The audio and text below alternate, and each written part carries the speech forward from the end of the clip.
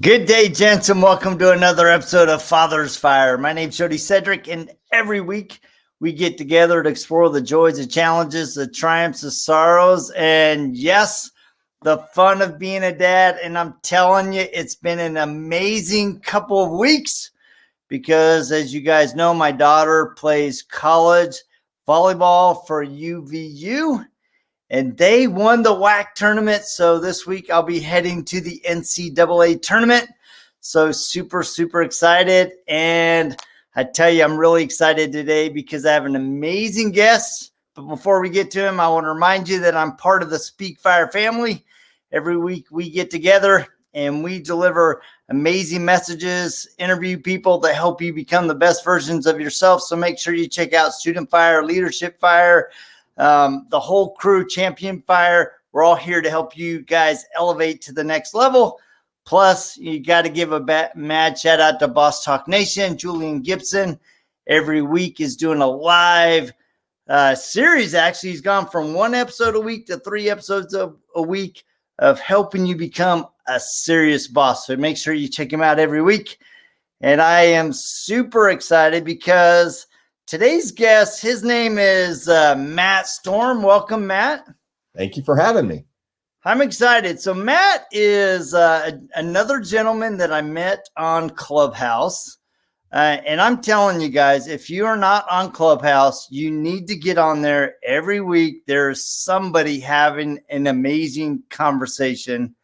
And Matt hosts a daily show called Are You Man Enough? And I love the title of that because I think a lot of times we as men, we even wonder if we're men enough. So welcome. He also is like a mad bodybuilder, the director of GBO, Global Bodybuilding Organization. If you check him out at Matt Storm Official on Instagram, you'll see some like ripped, shredded pics, not only of him and everybody else. Is like, man, that guy's got the lifestyle down. So welcome, Matt. Thank you so much, man. Looking forward to it, Jody. Yeah. So let's talk about, as I was scrolling through your IG feed, the one thing that stuck out with me was, your shredded manhood going on, but more importantly than that was the pictures of you and your daughter doing Taekwondo. So let's talk about that because it appears from the pictures that you guys did that journey together. Yeah, we started that, I would say 2.5 years ago. And my daughter was very good in gymnastics, and she got a chance to really kind of develop an athletic background based on what she was seeing with me. And my wife and I are very opposite. My wife, let's put it this way. She's in great shape. It's just that she doesn't work that hard to stay there. And, me being a professional, it was very tough for me and a challenge to wake up at 4 a.m. and do the 2-a-days that we needed to do. And as my daughter was growing up, she got a chance to see the things that we went through. And I think what really has been instilled in her is the discipline, the consistency, the nutritional aspect. And she is an amazing gymnast. And I would say 2 or 3 years ago, she wanted to do martial arts, and we said, let's do it together. And, I believe that our kids are going to find their own way and really their identity and what they do. And, I was like, man, this is going to be painful, to be completely transparent. My joints are sore. It's very tough to be flexible. And so everything in martial arts is everything that bodybuilding is not. Yeah. And, I found it a challenge. And, just like I wasn't going to shy away from it, I wanted her to see when we didn't feel like going, we were going to make the commitment to be there. We were going to see this thing through. And the journey is coming to a nice pinnacle, so to speak. And we're just a few months away from our black belt testing, and it looks like we will get them in the same graduation. So very much looking forward to this moment. That's phenomenal. I love it that it's interesting because as I reflect on mine and Judy's experience, our kids have seen a pattern of consistently working out. My wife has taught,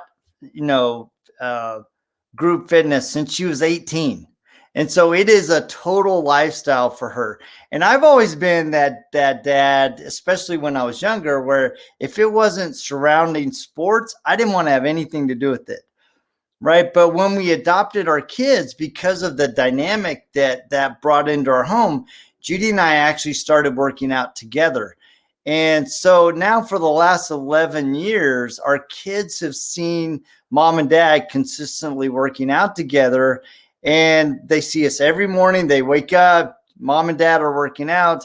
We've even done, I've done an ultra marathon. She's done a half marathon with me.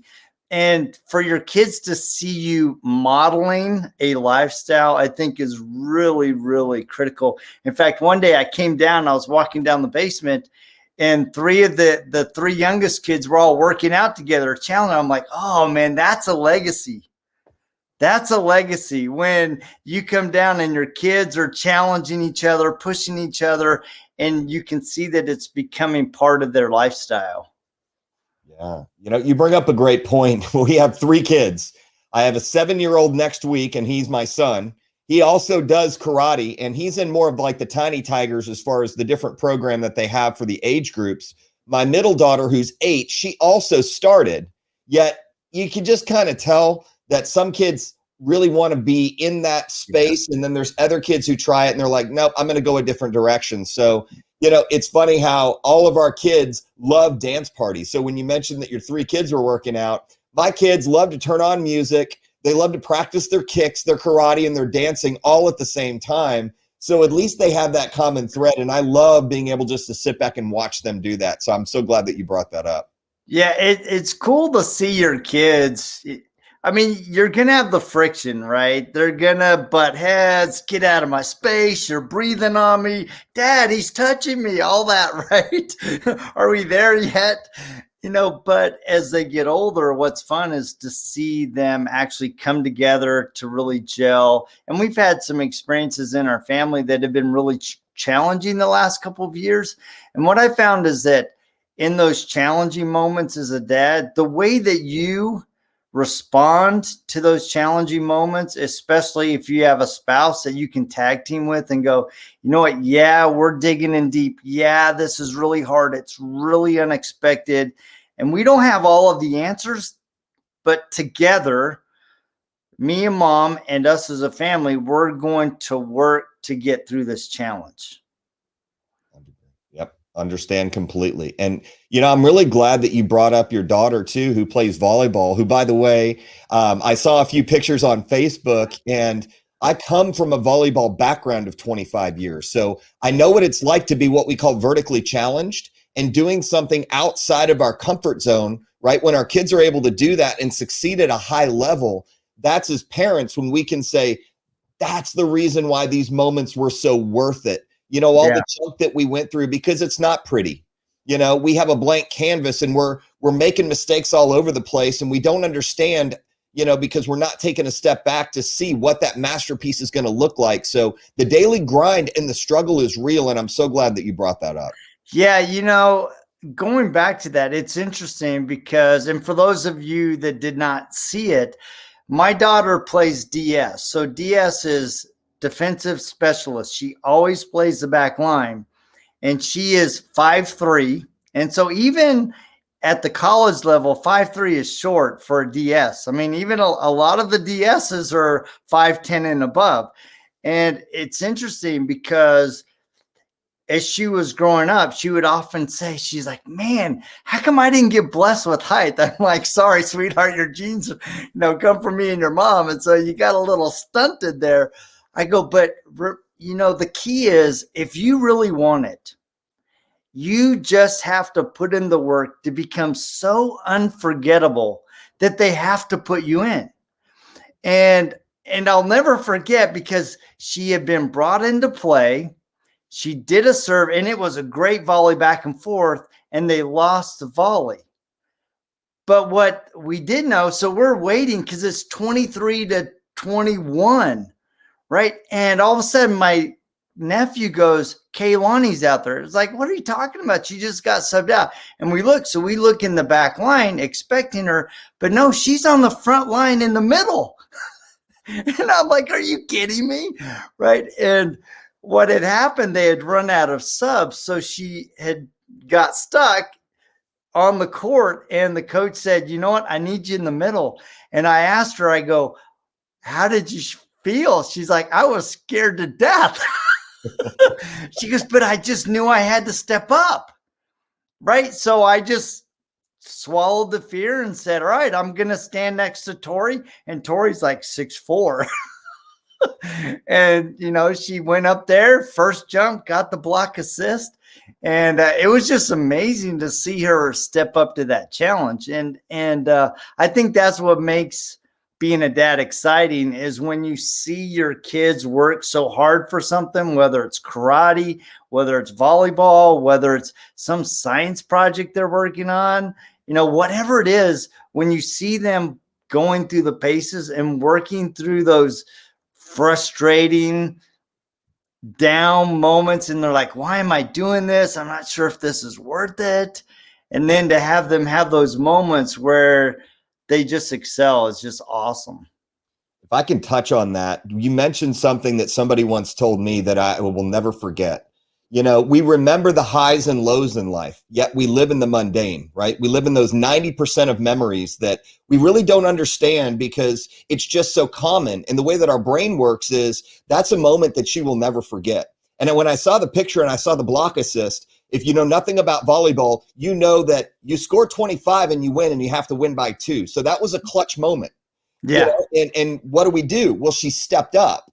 And that is a defining moment for, someone when they can remember, I wasn't sure what the outcome was going to be, yet I lived in that moment and I learned from it, and it was able to power me through the next moment when I came through the next challenge. So I got to honor your daughter for that, because I was gleaming. And I also officiate not only professionally, but I also have some colleges down here in the Division I in Southland, and we have SWAC down here and a lot of different divisions.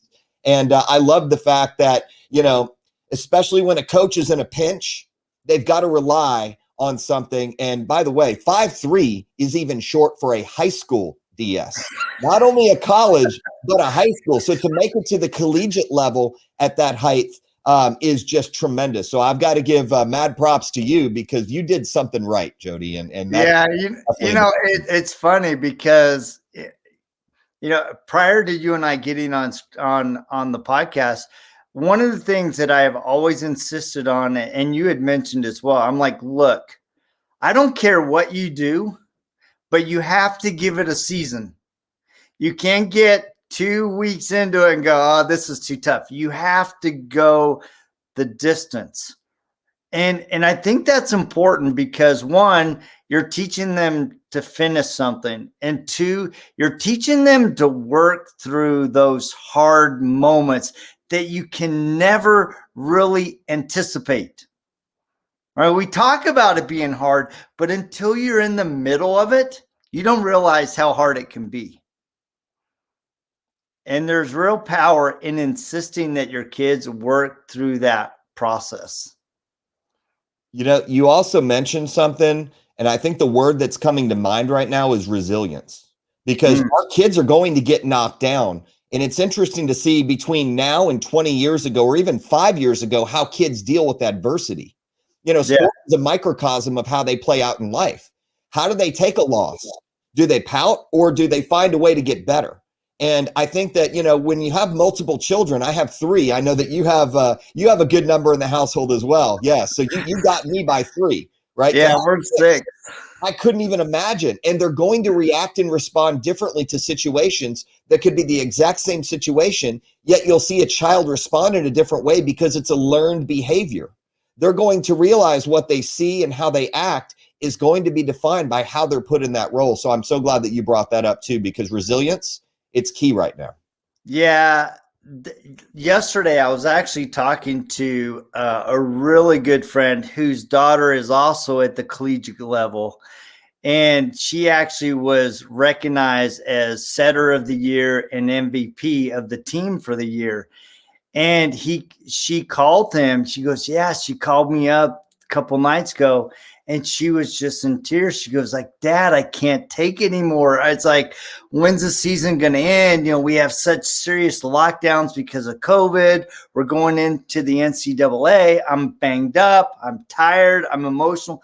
And he said it was such a good experience for me as a dad to go, you know what? I know it's tough. I know you're at the end of the road. I know everything in you is going, I'm just done. But you're paying the price. You've done everything to get you to this point. So just hang in.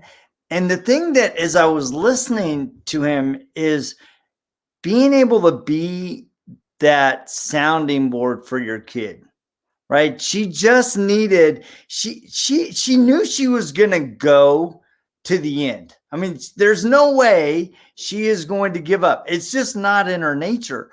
But even that type of kid that's so driven to succeed is going to have moments where they need dad to go, or mom, and say, this really sucks. I don't know how I'm going to get through it. Can't I just please give up? And all she really needed was dad's shoulder, dad's support, dad's vote of confidence. And I think that is really, really critical, because I think a lot of men think, well, I don't know what to do as a dad. I'm not enough. You know, I'm not doing enough. Well, sometimes the greatest thing that you can do as a dad is just to be that shoulder, to be their biggest fan, to go, you got this, and I believe in you. So show me what you're really made of. I agree 100%. And you just mentioned it. You hit it right on the head. You know, somebody once said, is this a feel or a fix? Because when we have someone that's speaking to us and saying, I'm thinking about giving up, we don't have to solve their issue. You know, we could just ask one thing, or we could just sit there in silence, and they're going to know what the right thing is. You know, kids are inherently good, and they're resilient, and they would never go 99% and then miss out on the 1% and hit the reward and accomplishment that's waiting for them unless we let them know. So a lot of times just refocusing or framing in their vision with them, not for them, but with them, a lot of times they'll talk themselves into it. And I'm loving that you're bringing that point to the table. I love the phrase refocusing their vision. You know, before we got on, you were struggling with getting the camera right. And I wasn't really seeing it, but you were. And I think a lot of times we as dads, we don't truly see the perspective that our child is going through. Our lens is not focused the way theirs in. And so they're looking at a situation and they're seeing it differently than we are. And so sometimes we just need to be the sounding board to help them, guide them, let them make the micro adjustments that allow them to see clearly the path that they need to pursue. Amen to that. So as a dad of three, you have two daughters and a son. What has been the biggest aha for you as you've raised your kids? Yeah, big aha. That's an interesting question, because I think we learn something new every day as they grow up and hit the phases through life. The first big aha moment was, I am responsible for another human being, when we had the birth of our first daughter. And the eyes widen, the heart starts pumping, and the brain starts going crazy, right? We're like, how are we going to do this? We have no idea what to do or how to do it, yet, you know, we're going to give it a shot, right? We're never ready. And then we have our second child, right? And there's a lot of things that happen in between these things. Like, we had a house burn down. And in between our first and second pregnancy, where, you know, we already had a daughter and our next daughter's on the way, and we became homeless for a little while.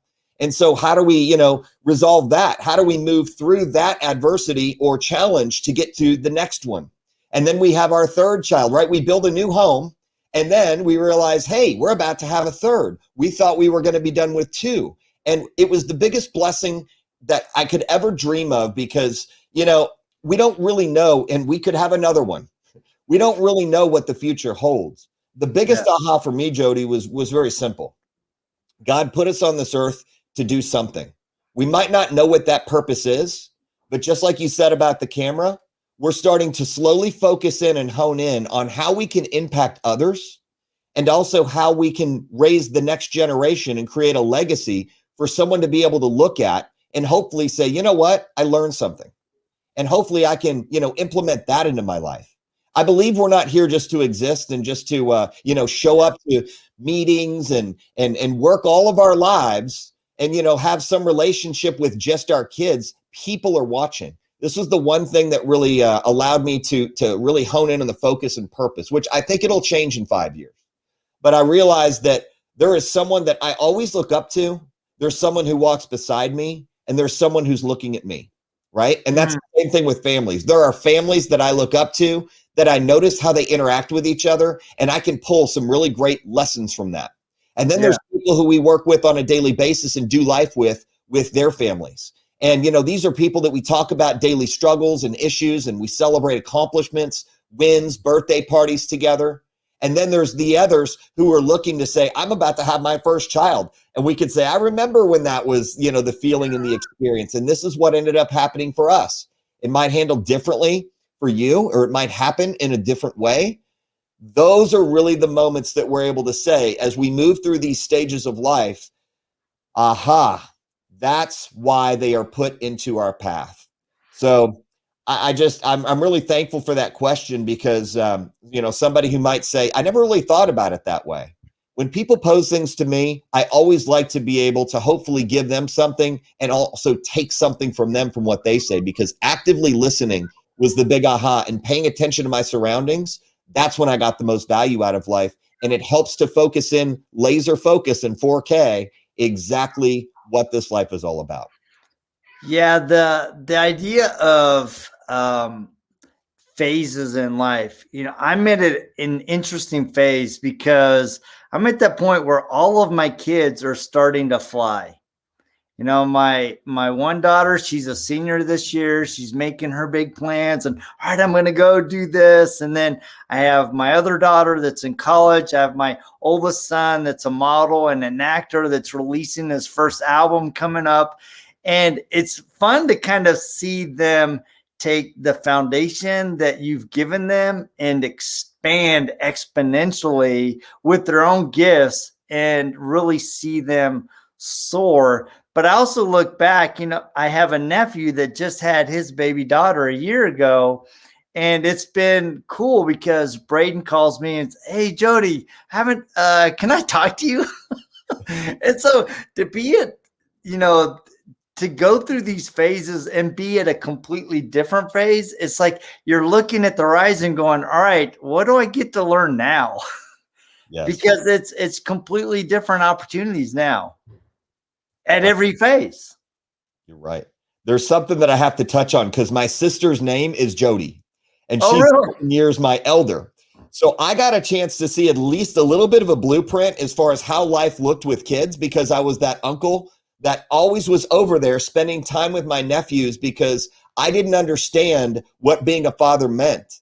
And so I wanted to try and take shortcuts and maybe get some cliff notes on the things when I did have a family. So when you talk about being, kind of pushing the birds out of the nest, they say that one of the things to pay attention to is between year 7 and 9 and 21 and 23 in marriage, because what happens to the priority of our spouse, right? Do they go up? Do they go down? Do they stay the same? And the answer is, I think, ever changing. And they said, pay attention to those zones. And, you want to make sure and have your priorities in order. They might change in seasons of life. We put God as number 1, and then we put our spouses as number 2. We put our kids as number 3, and then we put our careers as number 4. And a lot of people look at me funny when I say that, because they're like, well, there was a lot of pressure and expectation when we had our first child. We didn't have a whole lot of money. We didn't know how it was going to happen, where we were going to live, what we were going to do. And I think a lot of times we had to flip-flop that role and say, look, I need to work to be able to provide. As a man, we talk about these things, these pressures and these expectations. Yeah. And then eventually, once we've worked, and then our family starts to grow, we realize, number 1, that's going to increase our expenses. how can we reprioritize? And by the way, it's always an ever moving target and a challenge, but I'm really glad that you brought that up, because I know in 10 years, our life is going to look so different when we're pushing our kids out of the nest. And then we have to realize what's left with our relationship. How do we keep that thriving and really alive? So glad that you brought that up. Yeah, that is really huge. I have always been of the mindset, and my wife really pushes for this. She's like, look, I don't want to miss any opportunity with my kids. And it's really easy. I guarantee you, I could work 80, 90 hours a week, but I don't want my kids to remember that dad worked all the time. And so I've been very purposeful of, especially even owning my own business, that I make sure that, you know what, if the kids have an event, it doesn't matter if it's the basketball, cross country, the science fair, because my one son was really into science and all that.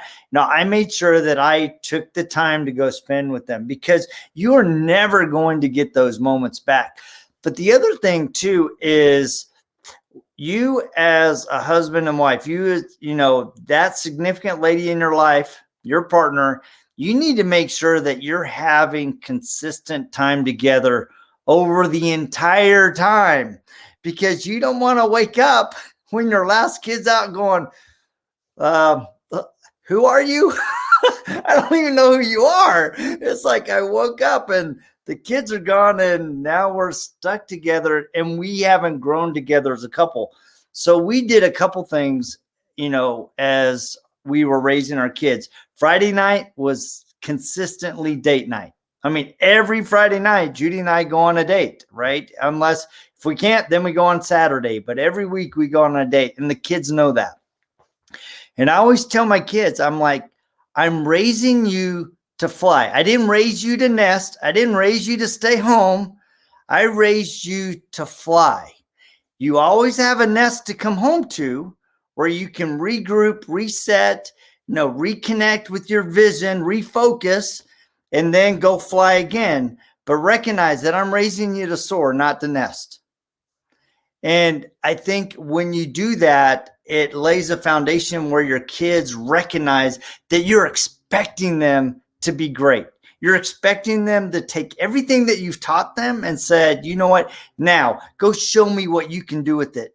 Because God's gifts to you are going to make what the little pittance that I gave you, and your talents, your gift, your passion, you're going to go places that I could never imagine for you. And guess what? Me and Judy still love each other. Now we get a whole new adventure as you guys are soaring. Yeah. You mentioned something that I think is worth noting: being curious about each other and continuing to date each other, because the courting process, once we get married, doesn't mean we're married and we've arrived, right? The marriage is going to change. That dynamic, when we introduce children, when we export them, so to speak. I always thought I was going to kick them out of the nest at 18 years old. They're not going to be hanging here 24, 25 years old and being at home. We weren't going to have that delayed launch, so to speak, right? Right.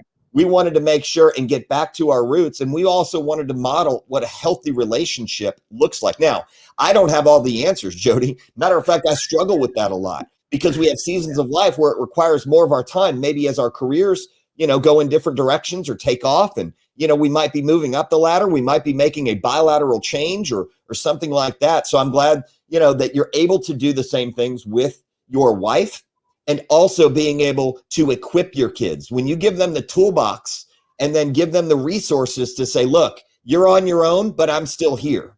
Yeah. That's when you have made a successful launch. And that's what I just love about what you just said. Yeah.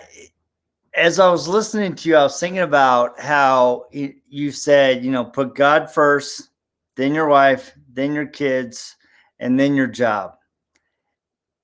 The one thing that I have tried to emulate with my kids is like, look, Mom and I have a relationship, a very serious relationship with the man upstairs, but we also have a relationship with each other. And I've always told my kids, I go, you got to recognize I love you, but your mom comes first. Sorry, your mom comes first, right? Because you're going to raise, you're going to fly the nest, and it's up to us to continue building our life together. And I think your kids need to see that kind of relationship. And quite honestly, there are a lot of families that haven't had that opportunity. They, for whatever reason, their relationship didn't weather. It didn't make it through the challenging moments, right? And so I have to recognize, as we're having this podcast, that there are a lot of men that have gone through those scenarios where they started out with all good intents and purposes, and for whatever reason, it crumbled, right? And I have to make sure that a lot of times we talk about the ideal, and your situation as a man, as a husband, as a father, a stepdad, whatever, it may not be ideal today, but that doesn't mean that you can't become the ideal as you invest in your relationships with your significant other and your kids. No, oh man, you said so many things there. And what two words came to mind for me is stability and chaos, right? When you talk about that vertical relationship, if you have that vertical relationship with a creator, what ends up happening is that creates a little bit of stability in your life to be able to have that horizontal relationship, which trickles down into your kids because they see stability with their parents. And they say, where do you get that stability? Well, if we're constantly putting, that thing in front of them, it does help with conditioning. And, not everything is roses. I think, we've all gotten to the point where we've had that fear. We've had that doubt. We wonder if we're going to make it, right? And we're looking for our why. And we have to anchor it to something. And we have to say, okay, is our why strong enough to stay together? Because it is a choice. Let's be clear. It is a choice. At any given moment, we can walk away from something if we choose to. Now, we're going to have consequences when we walk away from something, either good or not so good. But either way, something's going to happen after we've made that decision. And what I'm hoping, at least for my kids, is look, we choose to stay together and we are always going to love each other. Whether we agree with each other or whether we see eye to eye is never going to be, 100%. When we speak in absolutes, we always use that art and that science of the gray area of a flowing relationship. And we talk about masculinity and femininity. I believe that when you hit that moment of stability, what are our kids seeing? And granted, we get upset. We get upset with them. They have consequences when they do something wrong. And they want to feel those consequences in hopes that, maybe they'll make the right decision the next time. Will they make another mistake? Yes. Will we make mistakes as parents? Of course. Do we own that mistake with our kids? And that's where I think our kids learn more, is the moments of weakness that we have as parents, not seeing everything perfectly through a lens, which we've created, or this image where we're trying to create this fairy tale life. It just doesn't exist. Life is messy, but it's beautifully messy at the same time. Yeah, I had the great opportunity to be in a 30-minute drive with my nephew about 2 months ago. And his parents recently got a divorce, my brother and his wife, they got a divorce. And I asked him, I said, how has this affected you? How has it skewed or impacted your view of, being married or having a family, in the future? And he goes, I've come to realize that marriage and relationships are optional. And dude, at first it just stabbed my heart. I'm like, oh man, he's kind of lost hope in it. But then after a pause of thinking, he said, I've come to realize that you choose to stay in a relationship. And so you get to opt in or you get to opt out every single day. And so when I decide to make that choice, I'm going to choose to be all in. And I love that perspective that he had gained watching his experience in his family. And I'm like, man, dude, you gained some wisdom that not very many kids have at such a young age. Oh man, I love that what you just said, because you're right. Kids, what are they seeing these days? If you look around their local communities, well, they're seeing all kinds of things. that we might not even know that they see. Yeah. And, my hope is this. The number one thing is I hope that my, kids and other kids who come over to play, they see that we trust each other. And trust is built over a very long period of time. I think that's one of the wins that, both my wife and I have given each other. There are times where we might question that. We are also brutally transparent with each other, which means we don't agree on everything. We also trust the fact that when we entered into this contract with each other, because it is a contract, and we wanted to make it a lifelong commitment because we both come from divorced families, multiple divorces, not just one, but in some cases, multiple. And we said the cycle has to end with us. We know it's not going to be perfect.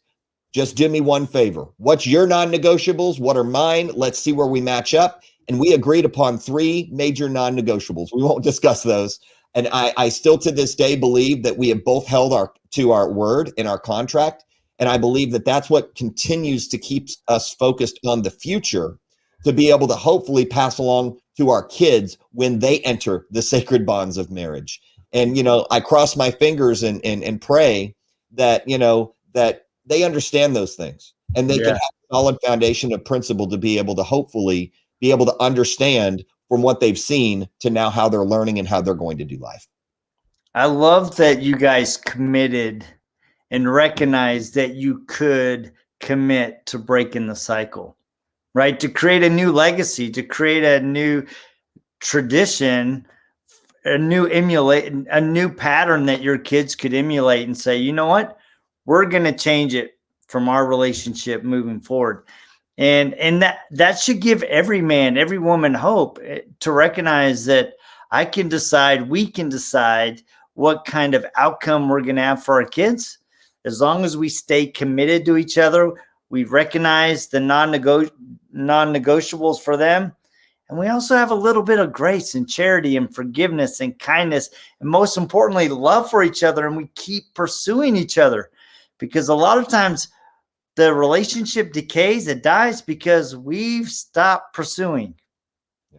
And when we stay engaged, boy, it makes a huge difference in not only our relationship with our wife, but also that our kids see. Yeah, you just hit the analogy for me. I understand why my wife loves plants. It's a tongue twister.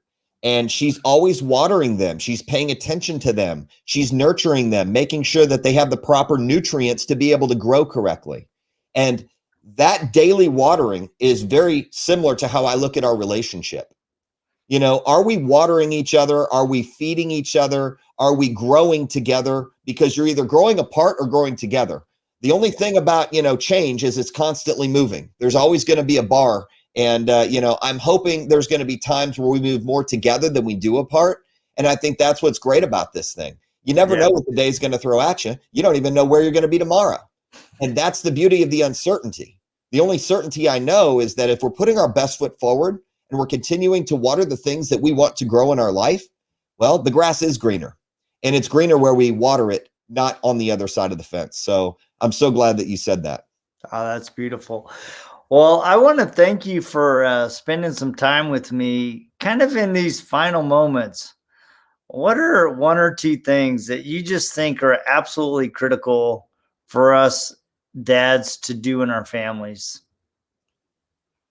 Yeah, I can think of 2 things, Jody, and I just realized that I wasn't even, I was going off, and I love these 2 things that you just put into my head.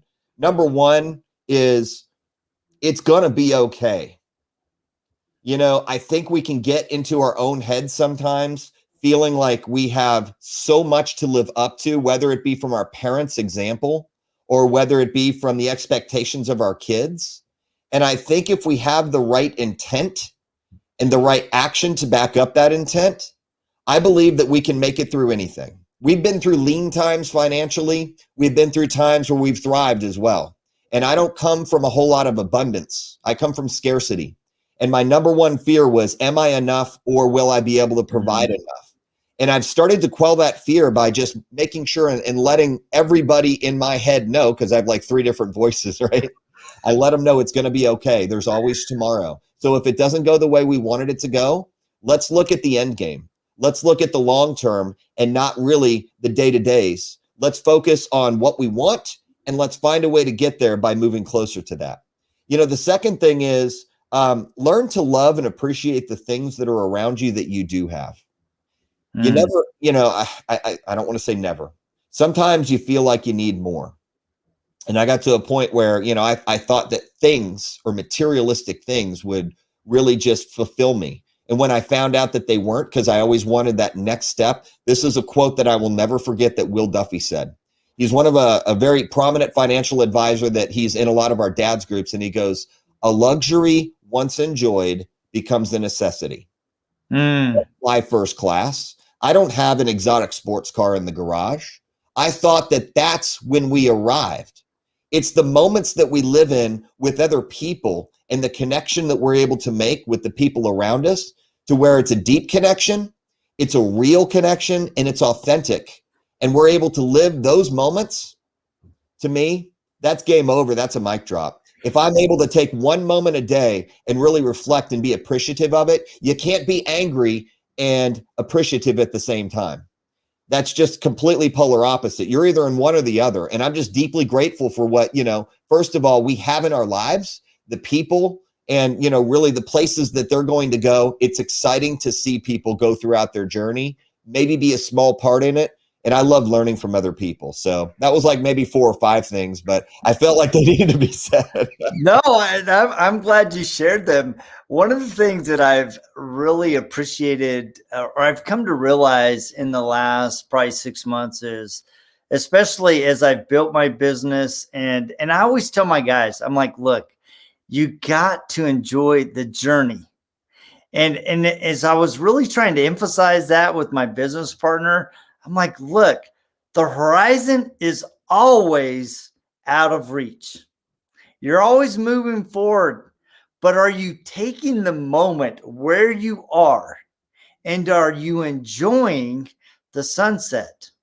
Are you enjoying the path that you're taking? Because there's always tomorrow. But it's easy to lose today when all you're doing is looking at tomorrow. Yeah. And the greatest thing you can do right now with your kids is go, hey kids, let's go get ice cream. Let's go spend some time together. My son, I love it. Every day I'm looking at the Venice Beach report. I'm like, what's the surf look like this weekend? Should I come out? It's like those moments are going to pass so fast. And so you got to take advantage of it. That's the one thing that I learned from my dad is like, we were Navy kids. We were Navy brats. We were poor. I mean, you talk about scarcity, right? But we always did things as a family. We went camping. We boated every weekend. And your kids are going to remember what you did together. They're not going to remember what you had or didn't have. You nailed it. And there's one book. It's called The Board Meeting by Jim Shields. He said, you have 18 summers with your kids. If I can just, encapsulate the things that I remember from my childhood, it was very simple. My dad took us camping every summer because he knew that one day we weren't going to go camping anymore. We were going to have our own families. We're going to be doing our own things. And I could tell you to cherish those moments. And they were absolutely just invaluable to him. So, as the little hourglass turns, you can't turn it back, right? Once it goes, it's going. And we never know when that's going to finish. I just want to know to make the most of the time while we still have that sand on top. Yeah, no, I love it.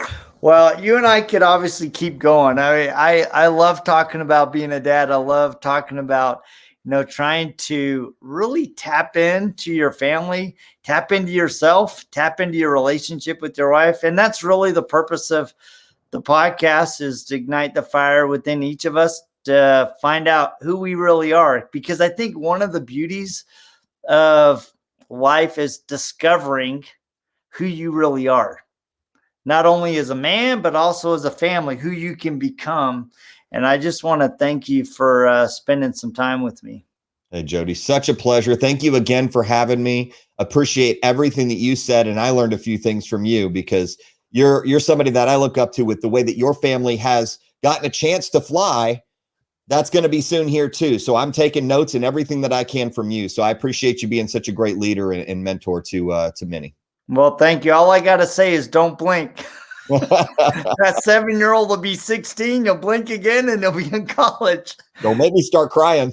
I mean, it goes fast, but like I said earlier, it just creates new opportunities for you, new phases, new experiences that you get to go through as a dad. And it's just amazing. So thank you so much for joining me. Those that are listening, please make sure to check out Matt Storm. It's at Matt Storm Official on Instagram. He also has 2 podcasts, one called The Bodcast. Got to flex those muscles, get fit, nutrition, fit way of life. And also, Are You Man Enough? And I'm telling you guys, get on Clubhouse.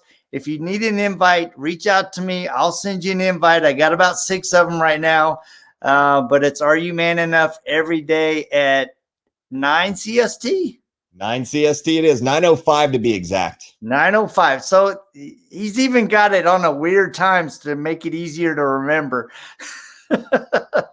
So thank you so much for listening, and we will check you guys same time, same bad channel, just next week right here on Father's Fire. See ya. Well, that was cool, man.